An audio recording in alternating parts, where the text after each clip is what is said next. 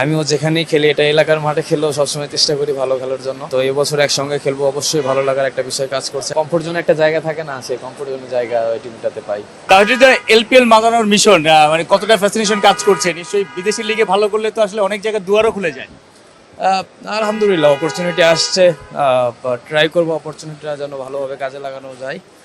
আর এর আগেও খেলেছি, এই সেম টিমে খেলেছি, তো অবশ্যই একটা ভালো লাগার ব্যাপার কাজ করে, যেহেতু সেম টিমে যাচ্ছি। আশা করবো যে ভালো কিছু হবে ইনশাআল্লাহ। দেখেন, এজ এ প্রফেশনাল প্লেয়ার হিসেবে যখন যেখানেই খেলি না কেন, সবসময় টার্গেট থাকে ভালো করার, এবং প্রত্যেকটা প্লেয়ারই চায় ভালো করতে। আমিও যেখানেই খেলি, এটা এলাকার মাঠে খেললেও সবসময় চেষ্টা করি ভালো খেলার জন্য। তো আশা করবো যে যখন যেখানে অপরচুনিটি আসবে, অপরচুনিটিটা কাজে লাগানো। না, এখনো কথা হয়নি, আশা করি সামনাসামনি কথা হবে। বিদেশি লিগে কখনো খেলা হয়নি। আমি এর আগে যখন এলপিএল এ খেলেছিলাম, উনি অন্য টিমে ছিল, আমিও অন্য টিমে ছিলাম। তো এবছর একসঙ্গে খেলবো, অবশ্যই ভালো লাগার একটা বিষয় কাজ করছে। আশা করি ভালো কিছু হবে ইনশাল্লাহ। না, এমন কিছু মনে হচ্ছে না, বাট মানে ফ্র্যাঞ্চাইজ লিগগুলোতে যদি আমাদের দেশের প্লেয়াররা বেশি সুযোগ পায়, অপরচুনিটি যদি আরও বেশি আসে, অবশ্যই ভালো, আমাদের প্লেয়ারদের জন্য ভালো এবং আমাদের দেশের জন্য ভালো।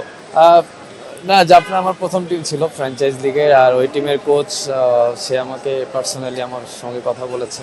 তো আশা করছি যে ভালো কিছু হবে, এবং কমফোর্ট জোনে একটা জায়গা থাকে না, সেই কমফোর্ট জোনের জায়গা ওই টিমটাতে পাই। কিন্তু আপনি বাংলাদেশ প্রিমিয়ার লিগ বিপিএল এ একাধিক সেঞ্চুরি আছে আপনার, এর আগে এলপিএল খেলেছেন, মাঝখানে 3 বছর আসলে সেভাবে ডাক পাওয়া যায়নি। নিশ্চয়ই এলপিএল এ রান করলে, বড় স্কোর করলে শুধু এলপিএল না, অন্যান্য দেশের আসলে মেসেজ দেওয়া হবে, অন্যান্য দেশের ফ্র্যাঞ্চাইজি কর্মকর্তাদের কাছে একটা মেসেজ যাবে, সেই মেসেজটা নিশ্চয়ই হৃদয় দিতে চান বড় স্কোর করে।